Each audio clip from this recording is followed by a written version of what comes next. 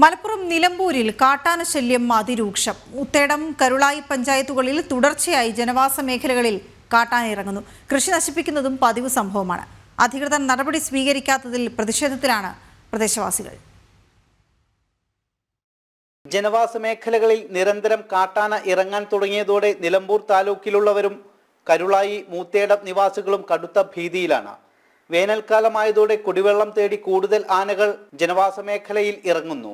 കൂട്ടം കൂട്ടമായാണ് ഇവ എത്തുന്നത്. ഇതോടെ മലയോരവാസികൾ ഭീതിയോടെയാണ് ഇവിടങ്ങളിൽ കഴിയുന്നത്. കഴിഞ്ഞ ഒരു വർഷത്തിനിടെ 10ലേറെ തവണ കാട്ടാന ജനവാസ മേഖലകളിൽ ഇറങ്ങി. നിലമ്പൂർ താലൂക്കിലെ വിവിധ പ്രദേശങ്ങളിൽ കാട്ടാനകളുടെ ശല്യം അതീവ രൂക്ഷമാണ്. പ്രത്യേകിച്ചും കരുളായി, മൂത്തേടം പോലുള്ള പഞ്ചായത്ത് ദിവസേന നിരവധി ആനകളാണ് ജനവാസ മേഖലകളിലാണ്.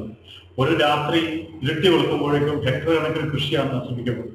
അതൊന്നും വനപ്രദേശങ്ങളിൽ നിന്നും വളരെ മാറും കിലോമീറ്ററോളം ജനവാസ മേഖലയിലേക്ക് കടന്നു കയറിയിട്ടാണ് ഇത്തരം കാട്ടാനകളുടെ ആക്രമണം നടക്കുന്നത്. കൂട്ടത്തോടെ ഇറങ്ങുന്ന കാട്ടാനകൾ വ്യാപകമായി കൃഷി നശിപ്പിക്കുന്നതും പതിവാണ്.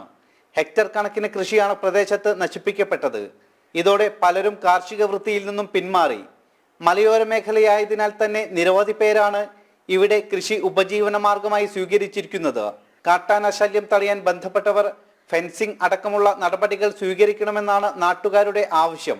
ജനം, മലപ്പുറം.